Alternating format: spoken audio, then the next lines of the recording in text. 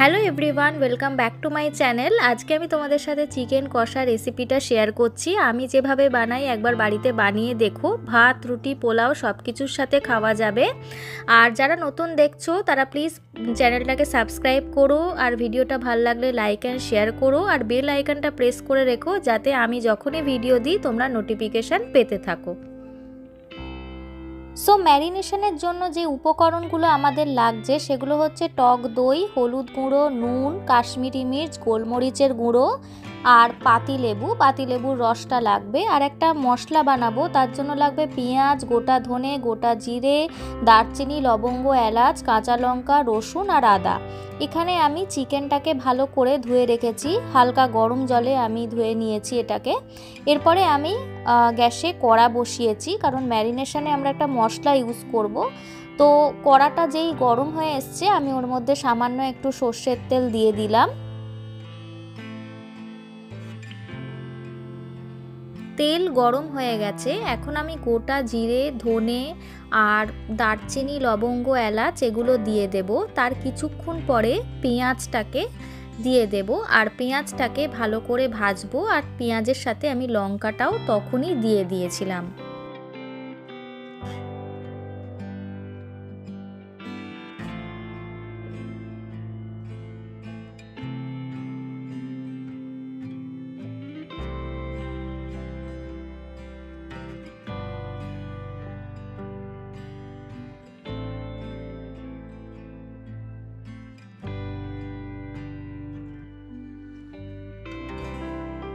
গ্যাসের আঁচটা আমি এই সময় একদম কম রেখেছি, নাহলে সমস্ত মশলাগুলো পুড়ে যাওয়ার একটা ভয় থাকে।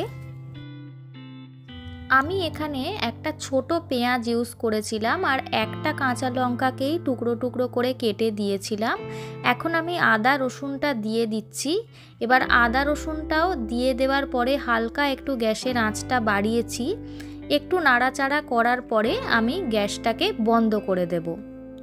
এই যে আমাদের মশলাটা তৈরি হয়ে গেছে, এবার এটাকে আমাদের মিক্সিতে গ্রাইন্ড করে নিতে হবে।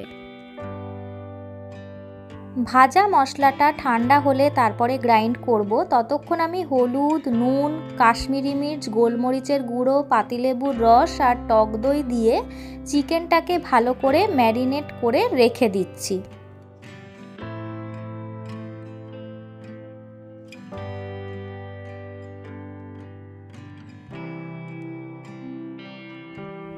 মশলাটা আমি ভালো করে গ্রাইন্ড করে নিয়েছি। এরপরে আমি এটা চিকেনের সাথে ভালো করে মিশিয়ে দেব। আর মিক্সিতে যেটুকু মশলা লেগেছিল সেটুকু নেওয়ার জন্য সামান্য একটু জল নিয়েছি। এর বেশি জল আমি অ্যাড করব না, নাহলে চিকেনটা প্রচণ্ড জলজলে হয়ে যাবে। এরপরে আমি এটাকে ফ্রিজে রেখে দেব 1 ঘন্টা 2 ঘন্টার জন্যে, তারপরে রান্নাটা শুরু করব। আমি চিকেনটাকে 2 ঘন্টা রেখেছিলাম ফ্রিজে ম্যারিনেশন করার জন্য। এখন রান্নাটা শুরু করছি। এখানে আলু কেটে রেখেছি, নুন হলুদ মাখিয়ে রেখেছি, একটা বড় টমেটোকে বেটে রেখেছি, পেঁয়াজ কুচি নিয়েছি, শুকনো লঙ্কা, তেজপাতা, তারপরে দারচিনি, এলাচ, লবঙ্গ, আদা রসুন বাটা আর গরম মশলা নিয়ে নিয়েছি। এইগুলো এখন আমার রান্না করতে লাগবে। একটা বড় কড়া নিয়ে নিয়েছি, এখন আমি গ্যাস অন করছি। কড়াটা গরম হলে আমি এখন প্রথমে সর্ষের তেল দিয়ে দেব, আর তারপরে আমি আলুগুলোকে হালকা আঁচে ভেজে নেব। ভিডিওর স্পিডটাকে আমি একটু বাড়িয়ে দিয়েছি, নাহলে ভিডিওটা অনেক বড় হয়ে যাবে।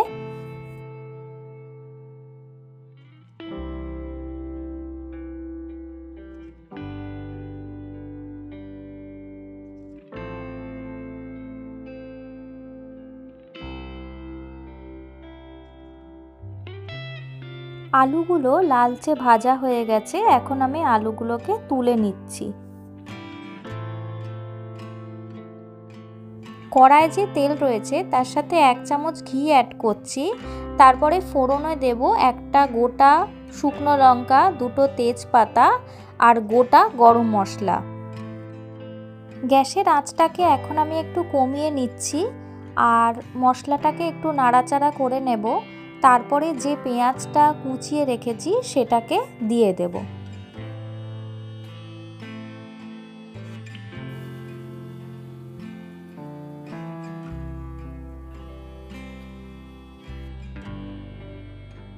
পেঁয়াজটা হালকা ভাজা হয়ে এলে আমি এর মধ্যে আদা রসুন বাটাটা দিয়ে দেব।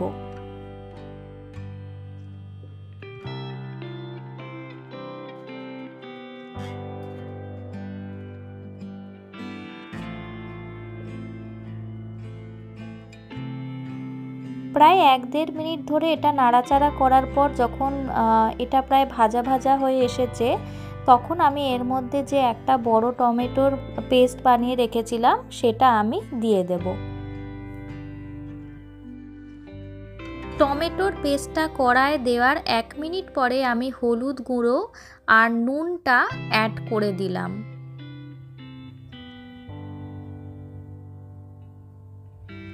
এরপরে আমরা এটাকে ভালো করে মিক্স করে নেব। তারপরে একটা ভাজা মশলা আমি এর মধ্যে অ্যাড করছি, যেটা হচ্ছে ধনে জিরে গুঁড়োর ভাজা মশলা, সবসময় আমার বাড়িতে থাকে, সেটা আমি এর মধ্যে দিয়ে দিলাম। এরপরে আমি এর মধ্যে সামান্য একটু চিনি অ্যাড করব, দিয়ে আবার ভালো করে মিক্স করে নেব। যখন পুরো মশলাটা থেকে হালকা হালকা করে তেলটা ছাড়তে শুরু করবে, যেমন এখন দেখা যাচ্ছে যে তেলটা ছাড়তে শুরু করেছে, এই সময় যে ম্যারিনেট করা মাংসটা সেটাকে অ্যাড করে দেব।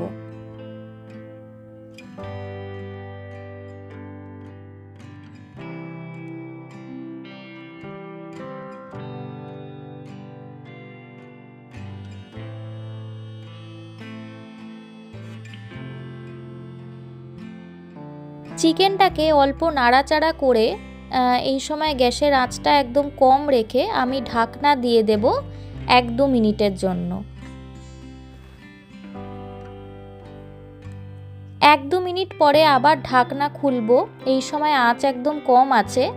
আবার আমি চিকেনটাকে ভালো করে একটু নাড়াচাড়া করে দিয়ে আবার ঢাকনা দিয়ে দেব। প্রায় 2 মিনিট পরে আমি ঢাকনা খুলেছি, এখন আমি একটু আঁচটা বাড়িয়েছি। এই সময় ওই ভাজা আলুগুলো এর মধ্যে অ্যাড করে দেব।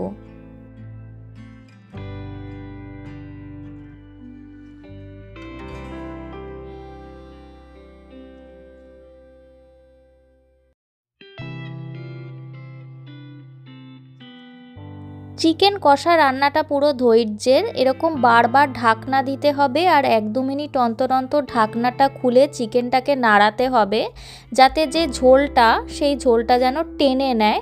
আর গ্যাসের আঁচটা সবসময় লক্ষ্য রাখতে হবে যাতে নিচটা ধরে না যায়। সো আমি এরকম বারবার করেছি।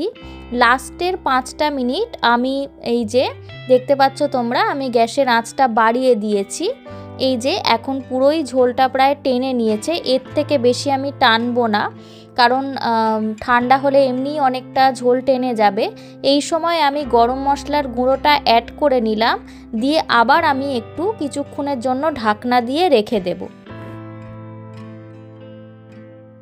সো আমার রান্না হয়ে গেছে, তোমরা দেখতে পাচ্ছ রান্নাটা কি সুন্দর দেখতে হয়েছে, খেতেও খুবই ভালো হয়েছে। তোমরা একবার এই রেসিপিটা অবশ্যই বাড়িতে ট্রাই করে দেখো, আর আমার চ্যানেলটাকে অবশ্যই সাবস্ক্রাইব করো, ভিডিওটা ভালো লাগলে লাইক অ্যান্ড শেয়ার করো। সো বাই বন্ধুরা, আবার নেক্সট ভিডিওতে দেখা হবে।